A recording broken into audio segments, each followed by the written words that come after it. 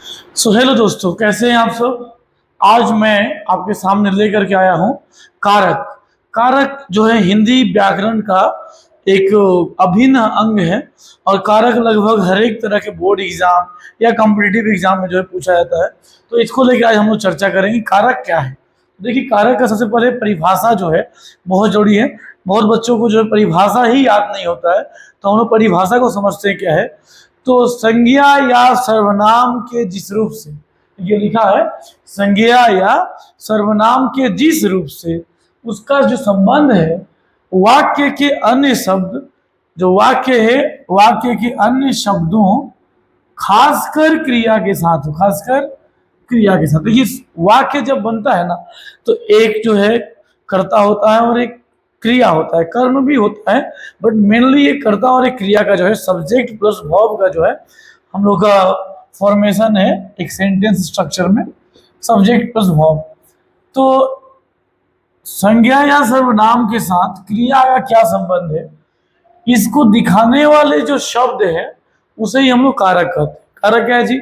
तो संज्ञा या सर्वनाम के जिस रूप से उसका संबंध वाक्य के अन्य शब्द तो रहेंगे ही, लेकिन खासकर क्रिया के साथ हो, उसे हम लोग क्या कहते हैं, उसे हम लोग कारक कहते हैं। जैसे अगर एग्जांपल्स देखा जाए यहाँ पे, तो श्यामा जो है राम की बहन है। तो ये जो की वर्ड है कि श्यामा राम की बहन है, अगर एक की वर्ड को हटा दिया जाए यहाँ से, तो क्या श्यामा राम बहन है? क्लियर नहीं हो पा रहा है भाई, ये बहन भाई क्या है। तो इसीलिए ये वर्ड जो है की बहुत इंपॉर्टेंट, ठीक है, कीवर्ड। जैसे राम ने अपने तीर से हिरन को मारा। अब अगर यहां से हम ने को हटा दें, यहां से हटा दें और यहां से को हटा दें, तो सेंटेंस अपने आप में इनकम्प्लीट हो जाएगा। राम अपने तीर हिरन मारा, कुछ क्लियर नहीं होगा। हाँ, थोड़ा थोड़ा सा आएगा भाव, लेकिन जो सेंटेंस जो है हमें समझ में, मतलब हम उसको अच्छे से स्ट्रक्चराइज नहीं कर पाएंगे, उसको अच्छे से बना नहीं पाएंगे। तो इसलिए राम ने, ये वर्ड का होना बहुत जरूरी है। अपने तीर से,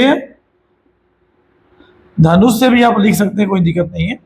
हिरन को मारा, तो हिरन को किसको मारा जी? यहाँ पे जो है इससे राम और मारने के बीच किसको मार रहे हैं, किससे मार रहे हैं, जो शब्द जो है इन्हें से कोई इसको बता रहा है।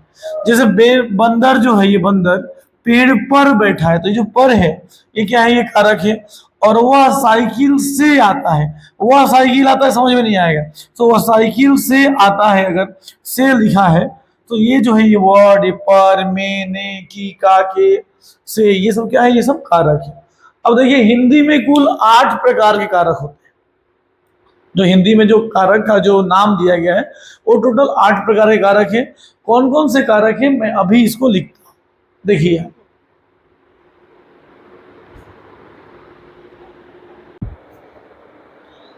सो गाइस, देखिए हिंदी में जो है, हिंदी में कुल 8 कारक होते हैं। नॉर्मली जो है, अगर हम व्याकरण का अच्छे से स्टडी करते हैं तो हमें पता चलेगा कि हिंदी में कुल 7 ही कारक है। बट संबोधन को जो है, संबोधन कारक को कारक नहीं माना जाता है। उसके पीछे रीजन क्या दिया गया है?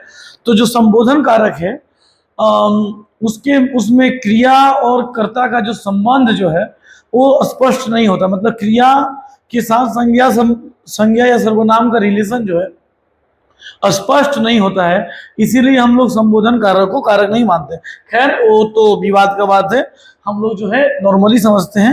अगर नॉर्मली आपसे पूछा जाए कि हिंदी में कितने कारक है, तो बाबू 8 कारक है टोटल। और सबसे पहला जो कारक है वो कर्ता कारक है। कर्ता कारक किसे कहते हैं?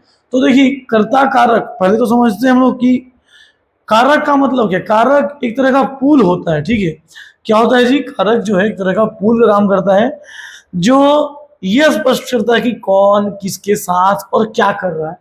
कौन किसके साथ क्या कर रहा है, इसको जो स्पष्ट करता है उसे हम लोग क्या कहते हैं? उसे हम लोग कारक कहते हैं। कारक क्या है? एक तरह का पुल काम करता है।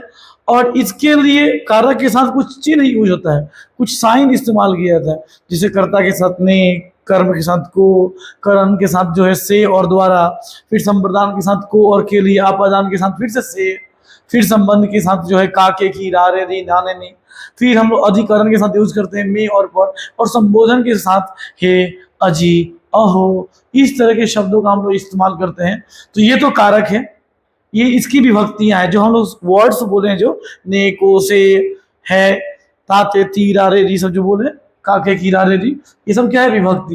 विभक्ति किसे कहते हैं? तो संज्ञा या सर्वनाम के साथ जो भी चिन्ह या शब्द हम लोग प्रयोग करते हैं, जिसके माध्यम से हमें कारकों का बोध होता है कि वो कौन सा कारक है, उसे हम लोग विभक्ति कहते हैं। क्लियर? विभक्ति क्या है जी? तो संज्ञा या सर्वनाम के साथ जो भी साइन यूज होते हैं, प्रयुक्त होते हैं, जिसके माध्यम से हमको पता चलता है कि कौन सा कारक है सामने वाला, तो हमें उसे हम लोग विभक्ति कहते हैं। अब जितने कारक है उतनी विभक्तियां हैं, खैर थोड़ा विभक्ति ज्यादा भी है। कर्ता कारक किसे कहते हैं? तो क्रिया को करने वाले का जिससे बोध हो, कौन क्रिया कर रहा है, काम कौन कर रहा है, ठीक है, तो काम के करने वाले का जिससे बोध हो उसे हम लोग कहते हैं कर्ता कारक। जैसे श्याम ने पढ़ा, उसने काम किया, मोहन ने आम तोड़ा, तो ये जो ने विभक्ति है, कहीं कहीं पे ने नहीं भी लगता है, कहीं पे लगता है, तो ने विभक्ति जो है कर्ता कारक को स्पष्ट करती है। फिर आता है कर्म कारक। तो कार्य का प्रभाव जिसके ऊपर पड़ता है, क्रिया का जो प्रभाव है, जो इफेक्ट है, जो काम का क्या इफेक्ट पड़ रहा है उस जिसके ऊपर ही पड़ता है, उसे हम लोग कर्म कारक कहते हैं। ठीक है, जैसे शिक्षक ने विद्यार्थियों को पढ़ाया या शिक्षक ने एक विद्यार्थी को पीटा, तो ये जो वर्ड है, ये को वर्ड बताता है कि जो है कार्य का प्रभाव किसके ऊपर पड़ रहा है। जैसे गाय को चारा दिया, गाय को चारा दिया मतलब चारा देने का किसको? गाय को किया गया है, तो किसी ने गाय को चारा दिया, तो ये जो को वर्ड है ये कर्म कारक को स्पष्ट करता है। अगेन हम लोग तीसरा नंबर पे चलते हैं, तो आता है करण कारक। करण कारक किसे कहते हैं? तो जो क्रिया के संपन्न होने के साधन को स्पष्ट करता है। ठीक है, क्रिया के संपन्न होने के साधन को स्पष्ट करता है, उसे क्या क्या कहते हैं जी? उसे हम लोग कहते हैं करण कारक। जैसे वह साइकिल से गया, तुमने कलम से लिखा, तुम कलम से लिखे, तो ये जो से वर्ड है जिसमें सहायता का बोध हो रहा है, किसके द्वारा किया जा रहा है, मतलब जिसका उत्तर इससे पता चले किसके द्वारा हो रहा है, तो वो चीज जो है करण कारक कहलाता है। इसके बाद आता है संप्रदान कारक, कि कोई भी जो कर्ता कोई कार्य कर रहा हो किसके लिए कर रहा है, तो अगर ये बोध हो जाए कि पिताजी ने अपने बच्चों के लिए खिलौना लाया, ठीक है, पिताजी ने बच्चों को गिफ्ट दिया, तो ये को यहाँ गिफ्ट दिया जो है ये तो अलग मैटर हो जाएगा, किसी के लिए कुछ ला रहे हैं, ठीक है, किसी को कुछ दे रहे हैं, तो ये जो वर्ड के लिए वर्ड है, ये को और के लिए, ये संप्रदान कारक के लिए बनता है। संप्रदान कारक कहने का मतलब है कि जो करता है किसके लिए क्या कर रहा है, जो इस चीज को स्पष्ट करे उसे हम लोग कहते हैं संप्रदान कारक। फिर अपादान कारक क्या है?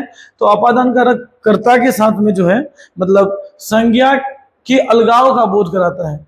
जैसे कि गंगा हिमालय से निकलते, तो गंगा भी संज्ञा, हिमालय भी संज्ञा है, तो गंगा और हिमालय से अलगाव का जो बोध होता है उसे हम लोग कहते हैं आपका अपादान कारक। फिर आता है संबंध कारक। संबंध कारक में भी वही है कि जिससे हमको संबंध का पता चले, संज्ञा या सर्वनाम के बीच क्या संबंध है। जैसे वह राम का भाई है, तुम मोहन की बहन हो, या उसका लड़का है, तो ये का के की रा रे री ना ने नी जो वर्ड है, ठीक है, ये जो वर्ड्स है ये संबंध कारक को स्पष्ट करते हैं। फिर आता है अगला जो है अधिकरण कारक।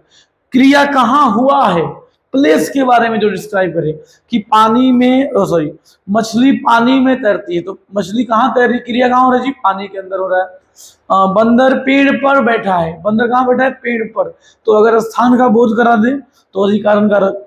और संबोधन कारक, जिससे किसी के संबोधन का बोध हो, अजी सुनते हो, ए ओए, इस तरह के जो शब्द हैं, ये जो शब्द जो है संबोधन कारक का बोध कराते हैं।